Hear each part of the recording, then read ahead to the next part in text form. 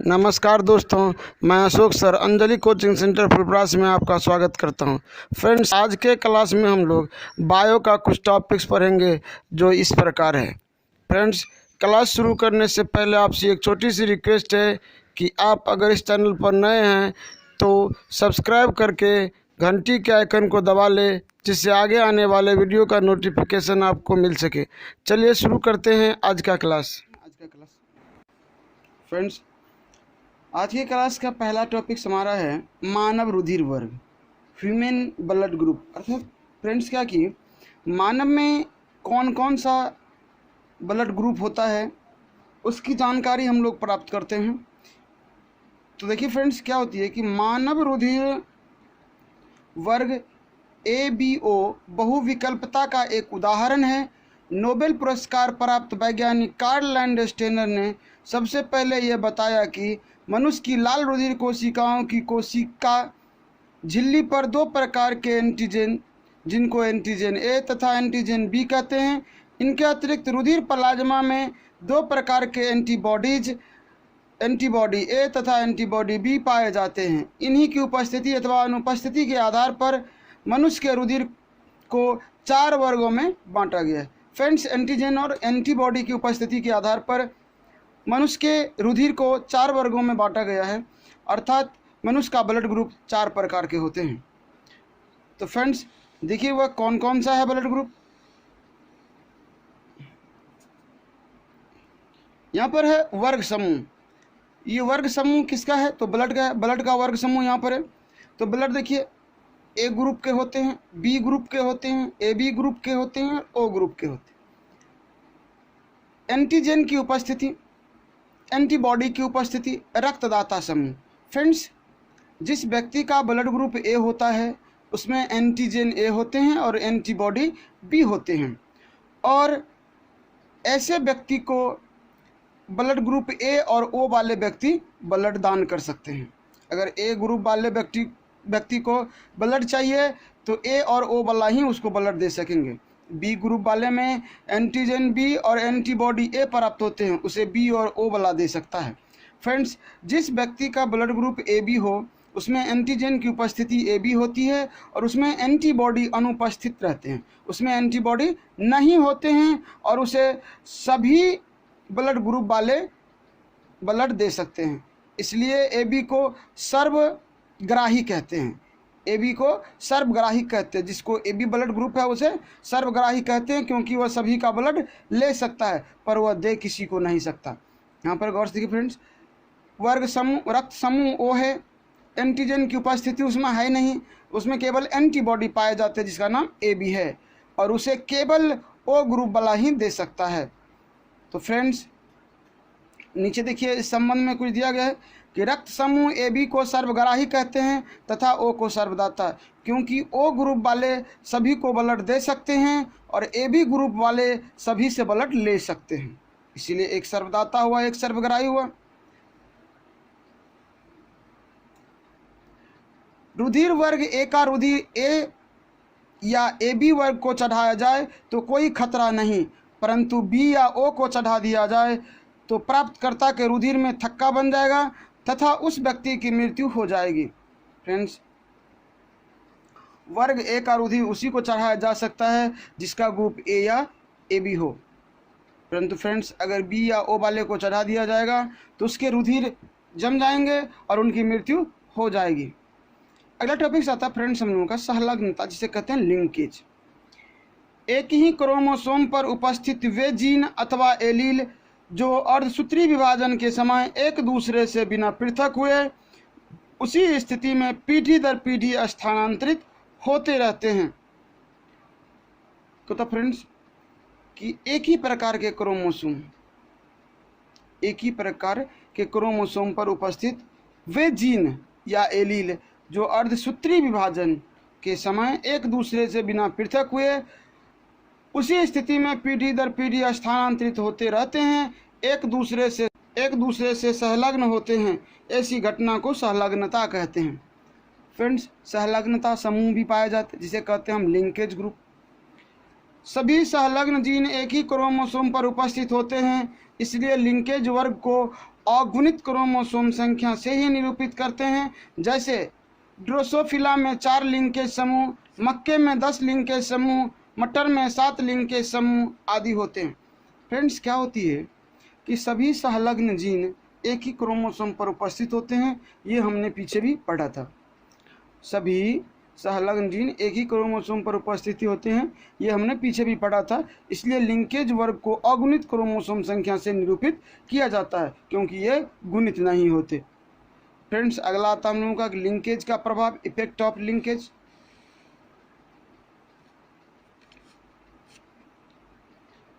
संलग्नता का मुख्य प्रभाव यह पड़ता है कि पैतृक या जनक लक्षणों की संख्या अनुमानित संख्या से बहुत अधिक होती है तथा संकर या हाइब्रिड लक्षणों की संख्या बहुत कम हो जाती है, क्योंकि संलग्नता के कारण वे एक दूसरे से अलग नहीं होते। यही कारण है कि मेंडल ने द्विसंकर क्रॉस के F2PD की अनुमानित समलक्षणी अनुपात 9:3:3:1 एक टेस्ट क्रॉस का अनुपात 1:1:1:1 के स्थान पर 7:1:1:7 पाया जाता है। मेंडल के अनुसार इस अनुपात में जनकों की आवृत्ति 10/16 होनी चाहिए तथा संकरों की आवृत्ति 6/16, परंतु संलग्नता द्वारा परिवर्तित अनुपात 7:1:1:7 में जनकों की आवृत्ति 14/16 तथा संकरों की आवृत्ति 2/16 होनी चाहिए। फ्रेंड्स, यहाँ क्या है, F2PD में जो समलक्षणी अनुपात है वह है 9:3:3:1 अर्थात 9:3:3:1 में है। इसमें क्या होती है फ्रेंड्स कि जो जनकों की आवृत्ति होती है वो पहला और अंतिम वाला होता है। तो 9 1 10 और टोटल जोड़ के हो गया 16, तो 10/16 ये जनक का अनुपात हो गया। और संकर जो एक दूसरे से मिश्रित होकर बना होगा वह है 3:3 अर्थात 3:3:6 टोटल हो गया 16, तो ये हो गया 6/16। उसी प्रकार फ्रेंड्स इसमें भी है कि इसमें भी जनकों की आवृत्ति होगी दोनों अंत, पहला और अंत, पहले और अंत वाला को जोड़िए 7 दूनी 14 और 2 हो गया 16, तो 14 हो गया 16 तथा संकर जो इसमें प्राप्त हुआ है वह है 1:1, तो 1 + 1 2 और टोटल हो गया 16, तो 2/16। फ्रेंड्स, उम्मीद करते हैं थोड़ा सा ये टॉपिक समझ में आया होगा। इसे 1-2 बार और पढ़िए, बेहतर तरीके से समझ में आ जाएगी, एग्जाम में आप अच्छे कर सकते हैं। तो आगे का टॉपिक जो हम लोगों का आता है फ्रेंड्स वह होता है मानव में लिंग निर्धारण, अर्थात जो मानव के जो संतान होते हैं वह लड़का और लड़की किस प्रकार होते हैं उसकी निर्धारण हम लोग अब पढ़ेंगे। तो फ्रेंड्स देखिए यहाँ पर सेक्स डिटर्मिनेशन इन ह्यूमन, मानव में लिंग निर्धारण। तो फ्रेंड्स चलिए यहाँ पर मनुष्य में टोटल 46 क्रोमोसोम 23 जोड़े में व्यवस्थित होते हैं। फ्रेंड्स 46 क्रोमोसोम होते हैं मनुष्य में, जिसे जोड़ा में कहते हैं तो हम 23 जोड़ा कह सकते हैं। इनमें से 22 जोड़ा क्रोमोसोम नर एवं मादा दोनों में एक ही समान होते हैं। फ्रेंड्स 22 जोड़े क्रोमोसोम जो होते हैं वह पुरुष और महिला दोनों में एक समान होते हैं और जिन्हें ऑटोसोम कहते हैं, इसे अलिंग क्रोमोसोम भी कहा जाता है। और 23वां जोड़ा भिन्न प्रकार के होते हैं जिसे लिंग क्रोमोसोम कहते हैं। नर में XY तथा मादा में XX लिंग क्रोमोसोम होते हैं। फ्रेंड्स पुरुष में जो होती है ऑटोसोम वह तो 22 वो होती है, 22 जोड़े होते हैं, 22 दूना 44 हो गया, वो महिला में भी होती है। परंतु जो लिंग क्रोमोसोम है फ्रेंड्स वह 2 होते हैं, एक जोड़ा पुरुष में XY तथा मादा में XX। इतना ध्यान रखना फ्रेंड्स कि मादा में दोनों सेम होते हैं और पुरुष में अलग अलग होते हैं। नर में X और Y क्रोमोसोम ही मनुष्य में लिंग निर्धारण के लिए उत्तरदायी होते हैं। तो फ्रेंड्स इतना ध्यान रखना कि मनुष्य में जो मादा और नर का जो लिंग डिसाइड होता है, मतलब लड़का और लड़की होने का चांसेस होता है, वह X और Y क्रोमोसोम पर ही निर्भर करता है। फ्रेंड्स थोड़ा सा हम लोग ये स्ट्रक्चर को देखें, इसके बाद हम आगे इसके बारे में कुछ पढ़ेंगे। तो फ्रेंड्स जानते हैं कि नर अर्थात पिता में 44 + XY अर्थात 46 हो गई, क्योंकि 44 22 जोड़ा हो गया जो सेम है तो वह तो सेम होगा। माता में भी क्या होगा फ्रेंड्स कि 44 + XX। जब फ्रेंड्स इसे दोनों को अलग अलग करें तो 22 + X और 22 + Y होगा। क्रोमोसोम इधर देखिए, ये भी होगा 22 + X और ये होगा 22 + X। फ्रेंड्स क्या होगा कि पुरुष का 22 + X अगर पुरुष का 22 प्लस एक्स अगर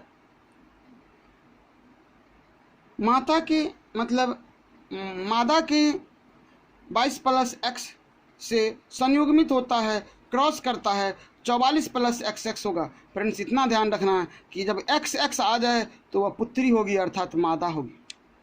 जब पुरुष का 22 प्लस वाई माता के 22 प्लस एक्स से संयुग्मित होता है, माता के 22 प्लस एक्स से संयुग्मित होता है तो पुत्र की प्राप्ति होती है। फ्रेंड्स एक चीज़ और, अगर पिता का 22 प्लस एक्स माता के 22 प्लस एक्स से होती है तो पुनः पुत्री हो जाती है। तो इतना हमको याद रखना है फ्रेंड्स कि ये तो 4 प्रकार के ऐसे बनेंगे, इतना लंबा चौड़ा हम बनाएंगे, लेकिन शॉर्ट में समझिए फ्रेंड्स क्या होगी, इधर भी एक्स और इधर भी वाई, ये दोनों में से कोई एक जाए कोई फ़र्क नहीं पड़ता, ये दोनों में से कोई सेम ही है। अगर एक क्रोमोसोम इधर से आ गया और ये दोनों में से कोई एक आया, ये दोनों में से कोई एक और ये दोनों में से कोई एक, फ्रेंड्स याद रखना इसमें से एक्स वाला होगा अगर पुरुष का तो माता का तो एक्स ही होता है, पुत्री होगा, और पुरुष का अगर वाई होगा तो क्या होगा, पुत्र होगा। तो इतना याद रखना फ्रेंड्स कि लड़का होने का जिम्मेदार केवल पिता होता है, माता नहीं। तो फ्रेंड्स नीचे आइए देखिए, यदि अंडाणु का निषेचन वाई क्रोमोसोम सहित नर युग्मक से होता है, मतलब अगर अंडाणु तो फ्रेंड्स मादा में पाई जाती है, तो उस अंडाणु का निषेचन अगर पुरुष के वाई क्रोमोसोम शुक्राणु से हो जाए तो पुत्र की प्राप्ति होगी। अगर वहीं पुरुष के एक्स क्रोमोसोम शुक्राणु से हो जाए तो फ्रेंड्स पुत्री होगी। इसलिए फ्रेंड्स लड़का या लड़की होने का जिम्मेदार केवल और केवल पिता के क्रोमोसोम है। तो फ्रेंड्स क्योंकि माता के क्रोमोसोम में हमेशा एक्स होती है और वह एक लड़की के लिए जिम्मेदार है, परंतु पिता के क्रोमोसोम में एक्स और वाई होते हैं। अगर केवल पिता के एक्स क्रोमोसोम ही मादा के अंडाणु से निषेचित होते हैं तो लड़कियां होगी, और अगर पिता का वाई क्रोमोसोम मादा के मतलब माता के एक्स क्रोमोसोम से निषेचित होती है, एक्स क्रोमोसोम वाले अंडाणु से निषेचित होते हैं तो वह लड़की होगी। फ्रेंड्स इतना याद रखना कि जो लिंग डिटर्मिनेशन है, लिंग निर्धारण है, वह पिता के क्रोमोसोम पर डिपेंड करते हैं। इसलिए नर में मतलब मनुष्य में लिंग निर्धारण के लिए जिम्मेदार पिता का क्रोमोसोम होता है। अतः आप में अगर ऑब्जेक्टिव आता है कि मानव में लिंग निर्धारण के लिए जिम्मेदार कौन होते हैं, पिता या माता, तो फ्रेंड्स आंसर होगा पिता। परंतु हमारे जो पुरुष प्रधान समाज है उसमें इसकी दोष, लड़के नहीं होने की दोष स्त्रियों को दी जाती है। तो फ्रेंड्स ऐसा नहीं करें क्योंकि आप एक पढ़े लिखे इंसान हैं। तो चलते हैं फ्रेंड्स, लिंग निर्धारण वाला टॉपिक्स आज के लिए ख़त्म हो गई। तो फ्रेंड्स हम लोगों का अगला टॉपिक्स हो उत्परिवर्तन, जिसे कहते हैं म्यूटेशन। किसी भी जीव में अचानक होने वाले विशाल सतत विविधता को जो वंशागत होता है उसे उत्परिवर्तन कहते हैं। वह संतान जो उत्परिवर्तन को प्रदर्शित करता है उसे उत्परिवर्ती कहते हैं। फ्रेंड्स क्या होती है कि एक साथ उत्पन्न जुड़वा बच्चे भी एक समान नहीं होते, उसके जीन में कुछ ना कुछ डिफर होता है, इसलिए वह कभी एक समान नहीं होगा। अगर सेम हम शक्ल है फिर भी उसमें कुछ ना कुछ अंतर होगा, ये जीन के कारण होती है, हमारे डीएनए के कारण होती है। इसमें बच्चे कुछ ना कुछ कहीं ना कहीं थोड़ा ना थोड़ा अंतर होगा, ये भिन्न होगा एक दूसरे से। तो इस स्थिति में कहते हैं हम जीन उत्परिवर्तन। एक ही माता पिता से उत्पन्न संतान सभी एक जैसे नहीं होते हैं, क्योंकि वह जीन के कारण होता है, इसमें परिवर्तन होती है। इसलिए कहा गया है कि किसी भी जीव में अचानक होने वाले विशाल सतत विविधता को जो वंशागत होता है उसे उत्परिवर्तन कहते हैं, क्योंकि ये विभिन्नता जो है, ये अंतर जो है पीढ़ी दर पीढ़ी होते रहता है, इसे हम उत्परिवर्तन कहते हैं और बच्चे को उत्परिवर्ती कहते हैं। फ्रेंड्स अगला टॉपिक आता है हम लोगों का उत्परिवर्तन के प्रकार। आकार के आधार पर उत्परिवर्तन 2 प्रकार के होते हैं। पहला है वृहत उत्परिवर्तन, लार्ज म्यूटेशन।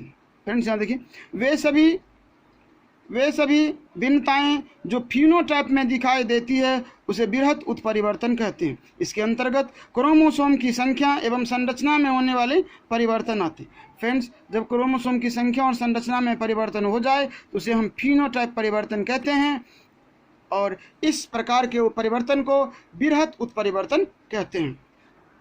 फ्रेंड्स हम लोगों का दूसरा प्रकार है सूक्ष्म उत्परिवर्तन। ऐसी विभिन्नताएं जो जीनोटाइप में दिखाई देती है उसे सूक्ष्म उत्परिवर्तन कहते हैं। इसके अंतर्गत डीएनए या आणविक स्तर पर हुए परिवर्तनों को शामिल किया गया है। फ्रेंड्स, क्या होती है कि जब डीएनए या उसके अणुओं में परिवर्तन होता है तो ऐसे परिवर्तन को हम जीनोटाइप में परिवर्तन कहते हैं और उसे सूक्ष्म उत्परिवर्तन कहते हैं। तो जीनोटाइप परिवर्तन को हम सूक्ष्म उत्परिवर्तन कहते हैं, फिनोटाइप उत्परिवर्तन को हम बृहत उत्परिवर्तन कहते हैं। फ्रेंड्स, आते हैं अगला। दिशा के आधार पर उत्परिवर्तन दो प्रकार के होते हैं। दिशा के आधार पर उत्परिवर्तन दो प्रकार के होते हैं। पहला है अग्र उत्परिवर्तन, मतलब फ्रेंड्स आगे की तरफ, फॉरवर्ड म्यूटेशन, जो आगे की ओर हो। जब उत्परिवर्तन वन्य गुणों से आगे की ओर होता है उसे अग्र उत्परिवर्तन कहते हैं, वन्य गुणों से आगे की ओर। तो फ्रेंड्स, ये आगे की ओर वन गुणों मतलब क्या है? जब जंगल में यह परिवर्तन या किसी और में या मनुष्य में जब होता है एक नया उत्परिवर्तन, जो एक नया चीज़ आ जाए तो क्या होगा? वह अग्र उत्परिवर्तन। फ्रेंड्स, परंतु प्रतिलोम परिवर्तन होता है कि रिवर्स म्यूटेशन, जब उत्परिवर्तन जीवों से वन्य गुणों की ओर होता है। जब जीव से वन्य की जो नया लक्षण है उसकी तरफ हो जाता है तो उसे हम प्रतिलोम परिवर्तन कहते हैं। फ्रेंड्स, ये हम लोग का एक छोटा सा 2 मार्क्स का ये एक प्रकार का ऑब्जेक्टिव क्वेश्चन में ये काम देगा। तो फ्रेंड्स, इसको ध्यान रखना। सामान्यतः उत्परिवर्तन का वर्गीकरण इस प्रकार किया जाता है। फ्रेंड्स, यहाँ पर देखिए क्या है कि उत्परिवर्तन, म्यूटेशन, उत्परिवर्तन को 2 भागों में बांटा गया है। एक है गुणसूत्रीय उत्परिवर्तन, दूसरा है जीन उत्परिवर्तन। तो जीन उत्परिवर्तन तो केवल जीन में, गुणसूत्रीय में पुनः 2 प्रकार के होते हैं फ्रेंड्स। एक है क्रोमोसोम की संख्या में परिवर्तन, दूसरा है क्रोमोसोम की संरचना में परिवर्तन। तो फ्रेंड्स, क्रोमोसोम की संख्या में उत्परिवर्तन पुनः 2 भागों में होती है। एक होती है यूप्लैडी, एक होता है एन्यूप्लैडी। फ्रेंड्स, क्रोमोसोम की संरचना में परिवर्तन क्रोमोसोमल विपथन होता है। फ्रेंड्स, एक नोट है हमारा, उसमें देखिए थोड़ा सा, डीएनए के एकल क्षार युग्म के परिवर्तन भी उत्परिवर्तन को जन्म देते हैं। उत्परिवर्तन का जन्म अनेक रासायनिक और भौतिक कारकों द्वारा होता है। फ्रेंड्स, जो भी उत्परिवर्तन होता है वह हमारे शरीर में रासायनिक और भौतिक कारकों द्वारा ही होता है। तो फ्रेंड्स, ये रासायनिक कारक तो क्षार ही हो गए, भौतिक कारण वह वातावरण के कारण भी देखे होंगे आप कि संतान में कुछ न कुछ चेंजेज हो जाती है, मनुष्य के रूप रंग या किसी न किसी चीज़ में कुछ न कुछ परिवर्तन आ जाता है, ये उत्परिवर्तन कहलाता है। तो फ्रेंड्स, इस प्रकार आज का क्लास ख़त्म होता है। मिलते हैं पुनः अगले क्लास में, तब तक के लिए जय हिंद, थैंक्स फॉर वॉचिंग।